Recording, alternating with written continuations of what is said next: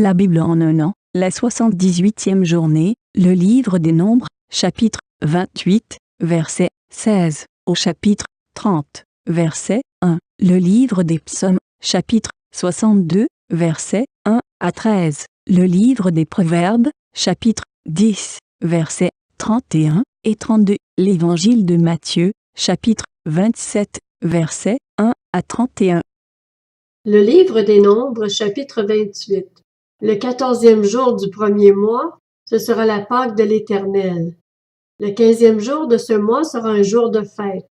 On mangera pendant 7 jours des pains sans levain. Le premier jour, il y aura une sainte assemblée. Vous n'effectuerez aucun travail pénible. Vous offrirez en holocauste à l'Éternel un sacrifice brûlé au feu, 2 jeunes taureaux, un bélier et 7 agneaux d'un an sans défaut. Vous y joindrez l'offrande de fleurs de farine pétrie à l'huile, 6 litres et demi pour un taureau, 4 litres et demi pour un bélier, et 2 litres pour chacun des 7 agneaux. Vous offrirez un bouc en sacrifice d'expiation, afin de faire l'expiation pour vous. Vous offrirez ces sacrifices en plus de l'holocauste du matin, qui est un holocauste perpétuel. Vous les offrirez chaque jour, pendant 7 jours. Ce sera l'aliment d'un sacrifice brûlé au feu, dont l'odeur est agréable à l'Éternel. On les offrira en plus de l'holocauste perpétuel et de l'offrande liquide qui l'accompagne.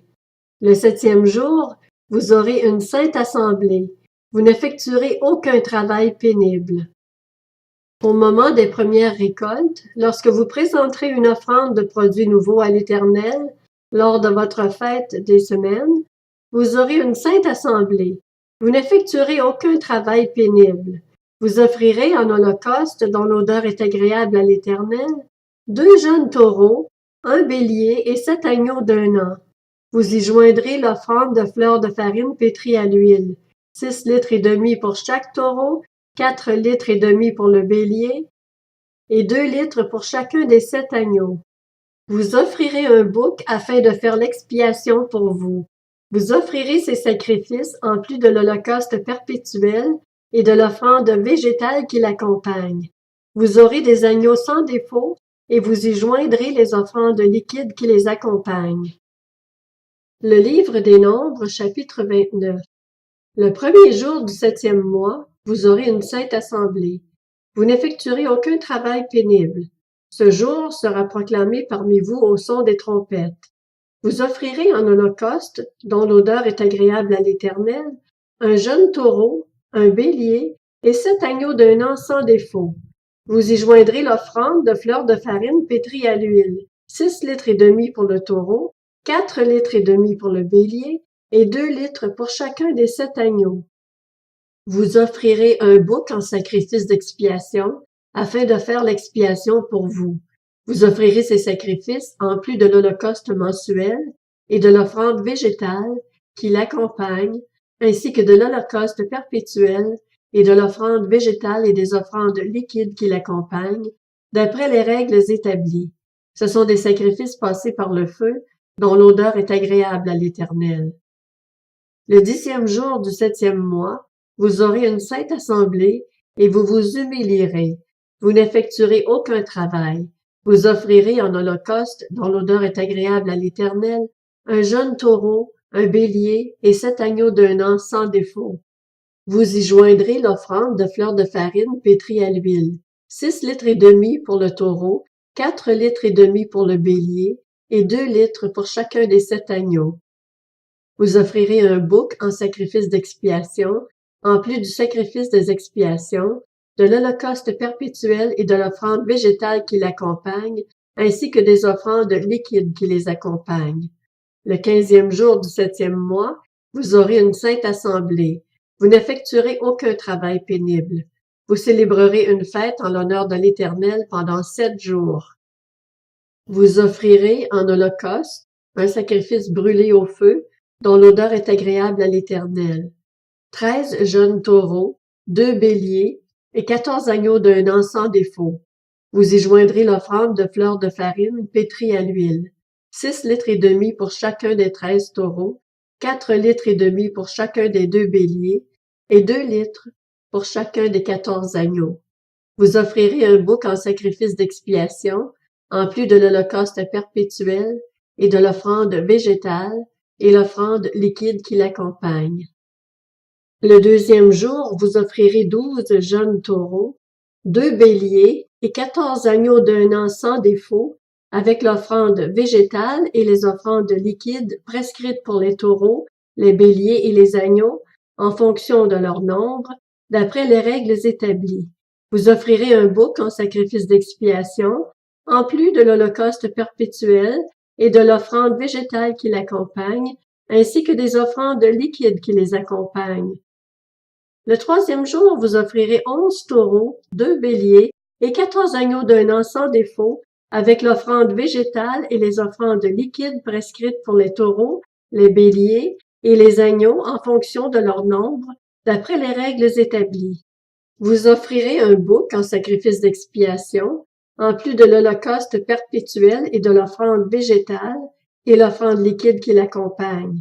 Le quatrième jour, vous offrirez 10 taureaux, 2 béliers et 14 agneaux d'un an sans défaut, avec l'offrande végétale et les offrandes liquides prescrites pour les taureaux, les béliers et les agneaux en fonction de leur nombre, d'après les règles établies.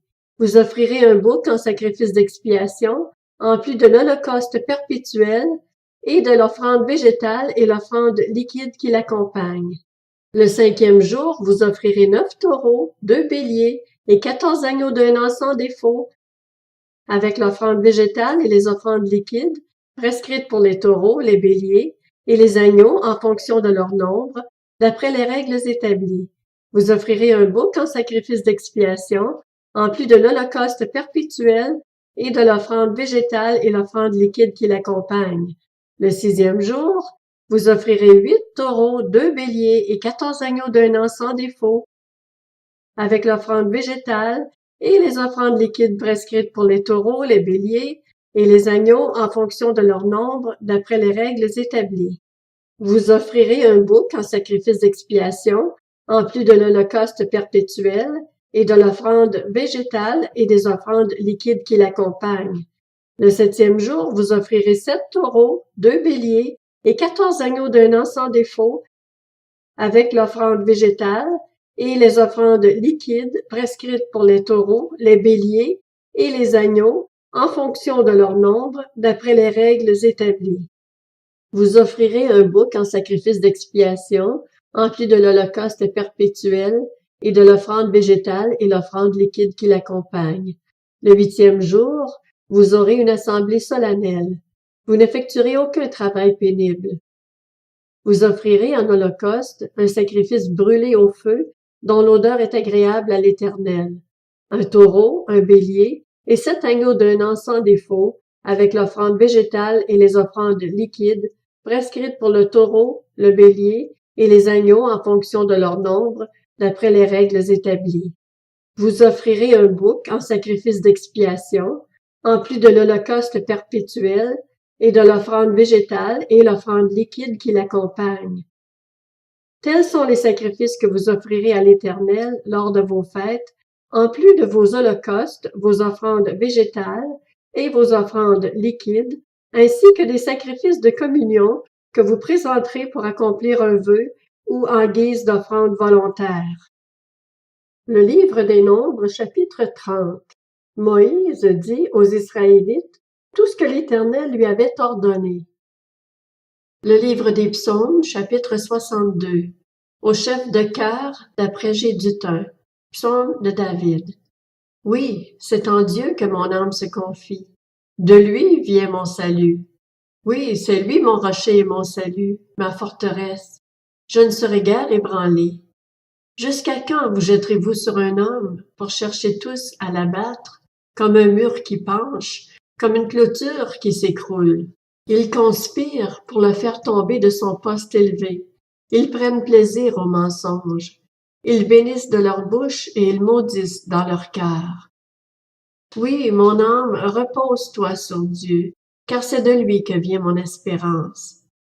Oui, c'est lui mon rocher et mon salut, ma forteresse. Je ne serai pas ébranlé. Sur Dieu repose mon salut et ma gloire. Le rocher de ma force, mon refuge, est en Dieu. En tout temps, peuple, confiez-vous en lui, et penchez votre cœur devant lui. Dieu est notre refuge. Oui, les fils d'Adam ne sont qu'un souffle, les hommes ne sont que mensonges. S'ils montaient sur une balance, tous ensemble ils seraient plus légers qu'un souffle. Ne comptez pas sur l'oppression, et ne mettez pas un espoir illusoire dans le pillage. Quand les richesses augmentent, n'y attachez pas votre cœur. Dieu a parlé une fois, 2 fois j'ai entendu ceci. C'est que la force appartient à Dieu. À toi aussi, Seigneur, appartient la bonté, car tu traites chacun conformément à ses actes. Le livre des Proverbes, chapitre 10. La bouche du juste a pour fruit la sagesse, mais la langue perverse sera coupée. Les lèvres du juste connaissent la grâce, et la bouche des méchants la perversité. Évangile selon Matthieu, chapitre 27. Le matin venu, tous les chefs des prêtres et les anciens du peuple tinrent conseil contre Jésus pour le faire mourir. Après l'avoir attaché, ils l'emmenèrent et le livrèrent à Ponce Pilate, le gouverneur. Alors Judas, celui qui l'avait trahi, voyant qu'il était condamné, fut pris de remords et rapporta les 30 pièces d'argent aux chefs des prêtres et aux anciens en disant « J'ai péché en faisant arrêter un innocent. » Ils répondirent « En quoi cela nous concerne-t-il? C'est toi que cela regarde. » Judas jeta les pièces d'argent de le temple, se retira et alla se pendre. Les chefs des prêtres les ramassèrent en disant « Il n'est pas permis de les mettre dans le trésor sacré puisque c'est le prix du sang. » Après en avoir délibéré, ils achetèrent avec cet argent le champ du potier pour y ensevelir les étrangers. C'est pourquoi ce champ a été appelé champ du sang jusqu'à aujourd'hui. Alors s'accomplit ce que le prophète Jérémie avait annoncé. Ils ont pris les 30 pièces d'argent, la valeur à laquelle il a été estimé par les Israélites. Ils les ont données pour le champ du potier comme le Seigneur me l'avait ordonné. Jésus comparut devant le gouverneur, celui-ci l'interrogea. « Es-tu le roi des Juifs? » Jésus lui répondit, « Tu le dis. » Mais il ne répondit rien aux accusations des chefs des prêtres et des anciens. Alors Pilate lui dit, « N'entends-tu pas tous ces témoignages qu'ils portent contre toi? » Mais Jésus ne répondit sur aucun point, ce qui étonna beaucoup le gouverneur. À chaque fête, le gouverneur avait pour habitude de relâcher un prisonnier, celui que la foule voulait. Ils avaient alors un prisonnier célèbre, un dénommé Barabbas.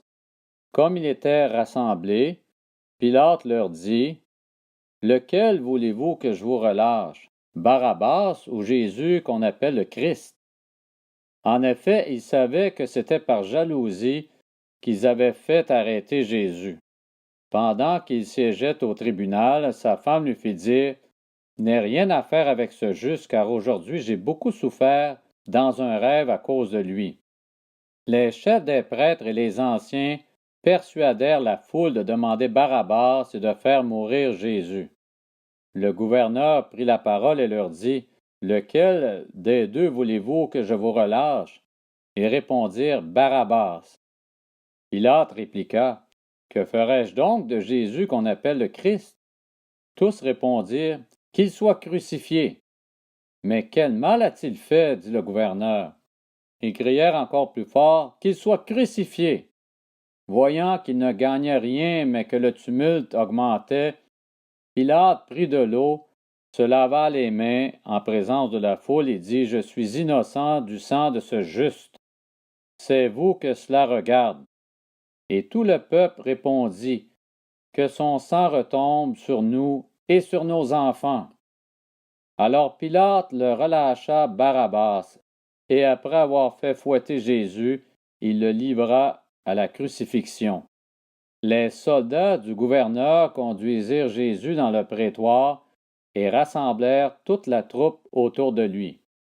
Ils lui enlevèrent ses vêtements et lui mirent un manteau écarlate. Ils tressèrent une couronne d'épines qu'ils posèrent sur sa tête et lui mirent un roseau dans la main droite. Puis, s'agenouillant devant lui, ils se moquaient de lui en disant « Salut, roi des Juifs !» Ils crachaient sur lui, prenaient le roseau et le frappaient sur la tête. Après s'être ainsi moqués de lui, ils lui enlevèrent le manteau, lui remirent ses vêtements et l'emmenèrent pour le crucifier.